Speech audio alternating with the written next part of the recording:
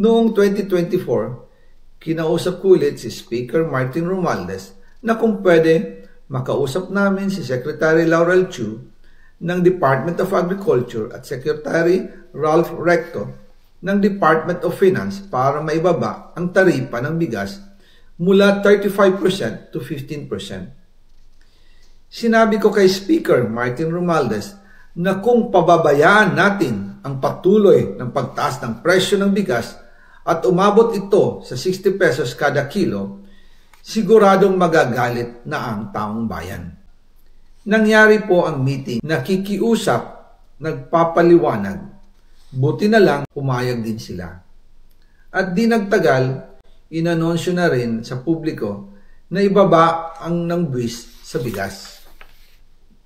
Ngunit, matapos ang 4 hanggang 6 na buwan, hindi pa rin bumababa ang presyo ng bigas. Kahit ibinaba na ang taripa nito, kaya iminungkahi ko kay Speaker Romualdez na magpatawag ng investigasyon tungkol sa bigas sa pamamagitan ng Quinta Committee hearings. Habang iniimbestiga nito ng Quinta Committee na pinamumunuan ni Congressman Joey Salceda, bigla na lang itong pinahinto ni Secretary Kiko Laurel Chu matapos niyang ipakita ang isang confidential report. Nakasaad dito na si First Lady Lisa Marcos mismo ang may hawak sa mga rice importers. Ayon kay Secretary Laurel, maaapektuhan daw ang First Lady kung itutuloy ang investigasyon dahil kasama raw nila sa Vietnam visit ang ilang importer ng bigas. At nag-dinner pa raw sila roon. At nung araw din yun, tumawag si Congressman Sandro Marcos kay Speaker Romualdez upang ipatigil ang House investigations tungkol sa bigas as instructed ng Pangulo. Magkasama kami ni Speaker Martin Romualdez nang tumawag si Congressman Sandro Marcos.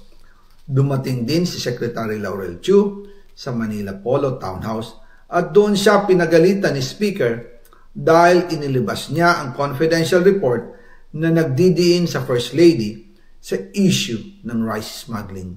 Humihingi ng paumanhin si Secretary Laurel Chu at sinabi niyang, pasensya na, masyado akong naive.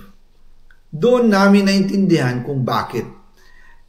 Kahit ibinaba na ang import tax ng bigas mula 35% to 15%, ay hindi pa rin bumababa ang presyo sa merkado dahil pala sa dami ng SOP at remittance na ipinapasa sa bawat transaksyon.